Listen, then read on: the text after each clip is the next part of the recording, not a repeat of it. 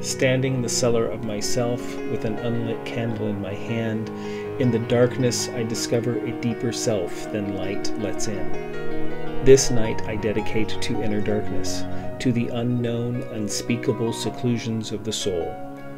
It is the darkness that keeps me searching a worthy opponent, provoking my path to further reaches, my thoughts to further depths. It is the as of yet unillumined, unanswered aspects of an unraveling self, the landscape of dreams and nightmares, truths and fears. I dedicate this night to every question I have quested after, to every confusion that has humbled me, to every challenge I have mastered, to the thrill of secrecy. As this candle casts a shadow, myself in dark outline, I integrate and dedicate the darkness with the light. The first night is for the dark cellar of winter, that which illumines a deeper insight.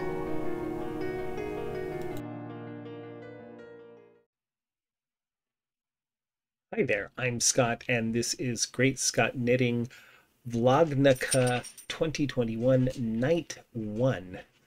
We are into Hanukkah, and so here we go. I am planning on putting out a little something every night of the Hanukkah season, so that will be for 8 nights. That's the goal. We'll see if I reach that goal or not.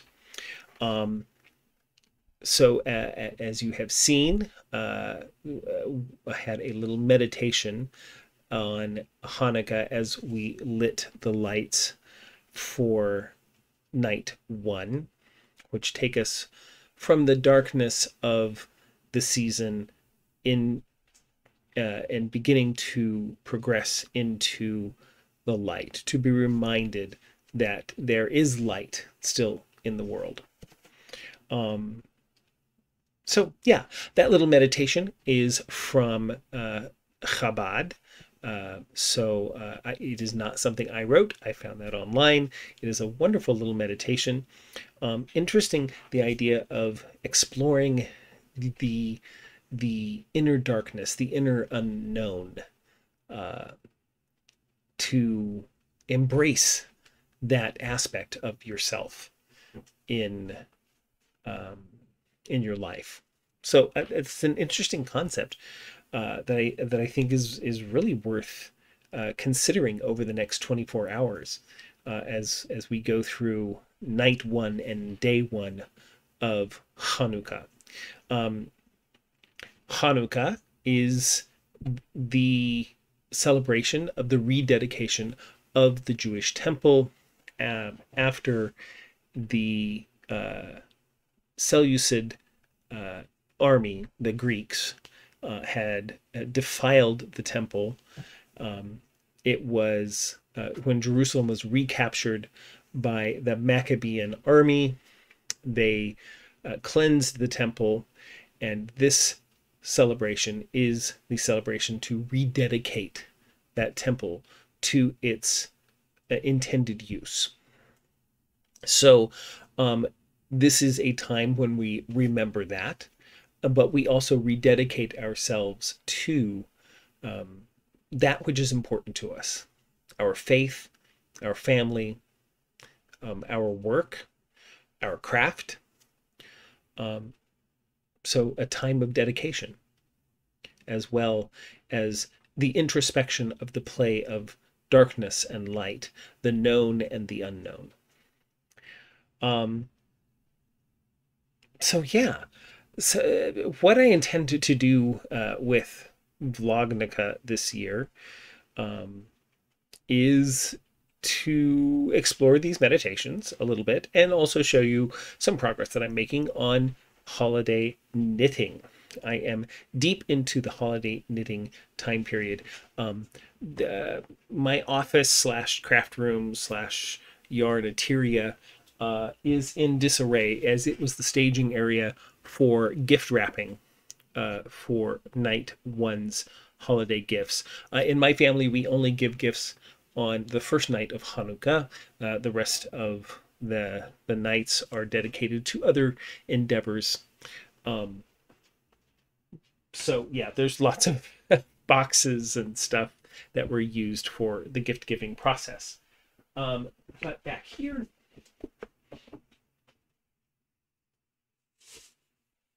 pardon me, Spock, is the first of my holiday knits that I completed in a custom colorway that I dyed up, which I am calling Holding Division. And it is a gradient fade that I dyed in pink and white. So really quite lovely. The pattern is called Orbit, and the Orbit pattern is by Janina Kallio. Really, really a fine, simple, quick, easy knit. It's in DK weight, calls for DK weight yarn, so it makes it very fast, and as you can see, it turns into it's a really lovely shawl. It's basic garter stitch with some eyelet hole bands, as you can see. Very simplistic, but to great effect. Really love this pattern because I did this one in 2 days. So when you need a very quick gift for someone that is very scarf-like, yet also has that shawl quality, it's asymmetric, sort of that boomerang shawl shaping. Wonderful. Absolutely love it, so much so that I cast on another one a couple of days ago. I am not quite moving quite as quickly due to some of the holiday gathering and get together, but here's the second one that I have cast on, again in a custom colorway. This custom colorway is called Repair the World. In Hebrew we would say Tikkun Olam, but it's called Repair the World, and it is a forest green teal colorway. Again, I really love how it's knitting up. I'm going to be knitting one more of these against the same exact pattern, Orbit by Janina Kallio, and loving that pattern. Absolutely loving it. It's fast, it's easy, it's easily memorized. Great popcorn knitting for watching those holiday movies that get you in the spirit. Speaking of getting into the spirit, I've been listening to one of my big passions in life. I went to school for music, and so music is a very big part of my past, and it is a very important aspect of my character as well. My favorite time of year, of course, was, especially in college, was the fall, because it was the period of time where you were preparing for the holiday concert, which centered around Christmas music. Now, my favorite concert to give was the holiday choral concert, and so I became very much enamored with choral Christmas music.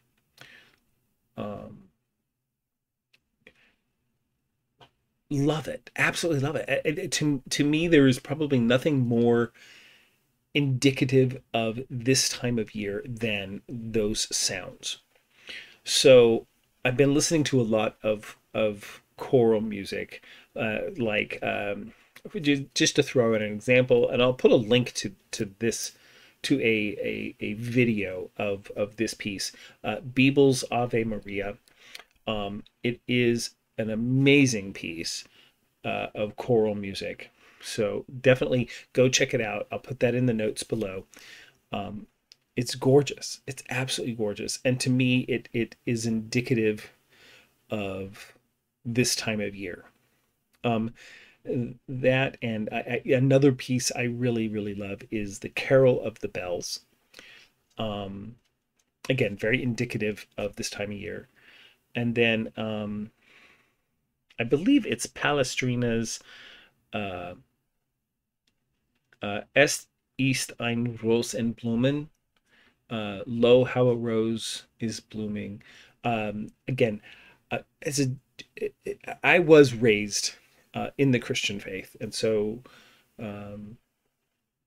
these were tunes that I heard and sang as a child.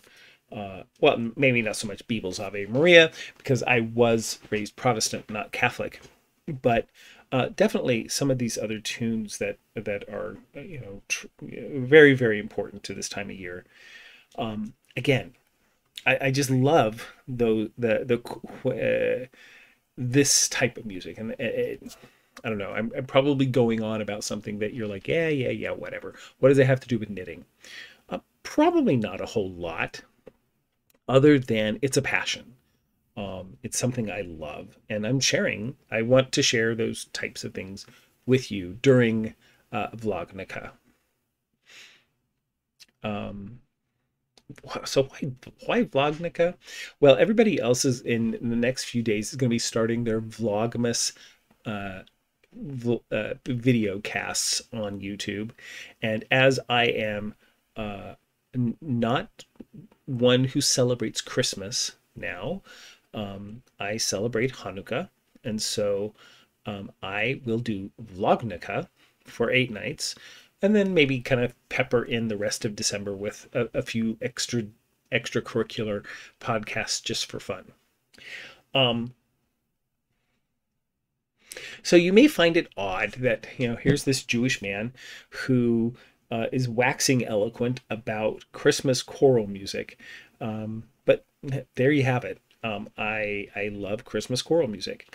Some of my favorite albums are, for this holiday season, any Chanticleer Christmas album. Chanticleer is a men's choral group from San Francisco, and are just absolutely fabulous.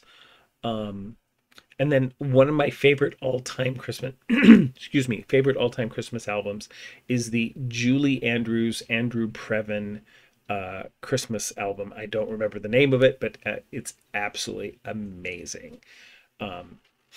So yeah.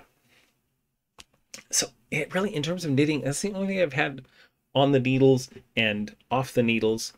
There's going to be one more coming. I'm assuming I'm going to, cross my fingers, finish this one, finish the Tikkun Olam, Repair the World version, and then move on to the next one, which will be with this. These are gift knits for my co-workers. I believe they will love them. They are, I picked the colors based on their favorite colors that they shared with me, so I'm hoping they will love those. I'm going to finish these up within the next week so that I can pop those off into the mail in hopes that they reach them in time for the Christmas holiday. What else is going on? Oh, I've been playing with some dye. So I'm thinking of casting on Slip Stravaganza. A friend of mine cast it on last year during the Mystery Knit Along, but did not finish. She says she's about halfway, but does not have the drive to finish it. And I said, I had mentioned that I was interested, I believe it was in the last episode, that I was interested in casting on a Slip Stravaganza. And she was like, if you do it, I'll finish it. If you once you get caught up to the point I'm at, we can finish it together. So I guess now I kind of I feel obligated to the world to help this person finish their slip extravaganza by casting one on myself and joining her in that process. So, colors that I am considering, because it is winter and, well, almost. It is not technically winter. Technically, winter doesn't start for another month. But close enough. Winter is where my brain is. So have been looking at the various versions and color schemes for slip extravaganza. And what I have decided is that what I want to do with it is go with the main color being a very dark blue. So I'm thinking of a steely dark blue. Now, this is not as saturated as I want to go, but this is the kind of area I'm thinking about maybe mixing in a bit of deep purple in with this steely blue to give a deep saturated bluish tint, but with a with much more of this darkness to it. That will be the main color. That main color is forming a lot of sort of grid work, which then underneath it, I'm hoping to have lighter colors come into play. Those lighter colors being this silver gray, which is a good basic light gray color. I'm thinking of going with some various blue speckles, but very, very lightly, just to give a hint of some blue into that. And then I want to go with this colorway, which is called Caribbean. It's the basic dye. I want to maybe add some of the silver gray into this Caribbean, and not this intense though. I want to back off this intensity and balance it down with a little bit of the gray. I'm thinking, I don't know. We'll see how, I'm going to have to see how that plays. And then the final color, I want to take this deep purple and take it to this intensity. So down to a very light lavender type of color. So that this is the color basis, but these are not the colors. The silver gray maybe, but with some speckles of these other colors onto it. But that's what I'm thinking now. A very cool blue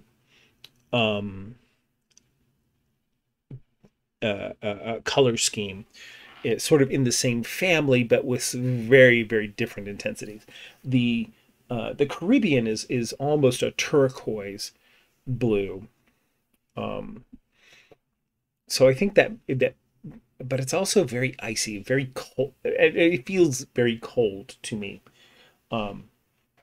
And then having this as that, again, probably doubling the intensity of this steely blue. It looks very gray here. But if you throw in, I'm hoping to throw in a little bit of deep purple to kind of blue it, make it a bit more blue. I don't know, maybe even, if not the deep purple, then this very basic blue color, which I think this is called Peacock. Adding that into my steel blue to give it that a more blue glow to it. I don't know. We'll see if that happens. See how that works. When I actually dye up those skeins, I'm thinking of doing a quick series that I might call thinking like dying to knit. Others have done this. I have not coined that phrase by any way, shape, or form. I'm actually stealing it from someone, but I don't know who. So doing a little series of dying to knit. So dyeing up the skeins of yarn, filming that, sharing that, and then using that, and then filming the process of the slip extravaganza and sharing that with you all in sort of that dying to knit process. That's the hope. We'll see if that actually comes to fruition. So that's one other thing I've done today. Not today, in the past week. What else? What else is going on? I did sort of, I wouldn't say it was a frivolous purchase, but it was actually kind of, for me, it was. I subscribed to Vogue Knitting. And I say this is frivolous because I find that the majority of the knitting periodicals, like Vogue Knitting or Interweave, do not give much attention to the male knitter, the male knitwear wearer, or the male knitwear designers. That being said, there's still a lot of really cool stuff in there, which, of course, this past gosh, I wanted to call it an episode, but the past volume of Vogue Knitting has Michelle Obama, who, as we all know, has come out as a knitter, a new knitter for that matter. And she is interviewed by a 14-year-old. And the interview is quite delightful. I've read it online after I purchased my subscription. I look forward to getting the paper, the physical subscription, as well in the mail. But I think I'm getting it mainly because I want to become becoming more connected with the knitting community at large. So I think that's one of the reasons I'm doing it. And also to I don't know, maybe just kind of be more informed about the mainstream direction of the knitting design and knitting world. And I don't know, I feel like I have wanted to have a periodical to touch base to, and so I'm starting with Vogue Knitting. So yeah, well, I'll let you know when that comes in the mail. And I'll say, hey, I've got my first subscription to that. So I did that. But yeah, that's about it. So this is going to wind up being about a half an hour, this one. Tomorrow night will probably not be that quite as long. Or subsequent nights. I do have a quick little trip up to Kansas City planned for later on this week, so that will be probably an extremely short episode of me walking down the Kansas City streets or something like that, or simply sharing holiday lights from the plaza or God knows what. So thank you for joining me this evening. Happy holidays to all of you, and to those of you who are celebrating Chag Hanukkah Sameach, happy Hanukkah. And I hope that this season of celebrating lights, this festival of lights, brings warmth and light into your world that you may then share with others. So May you have peace in your home and the fullness of joy for all who dwell there. Bye.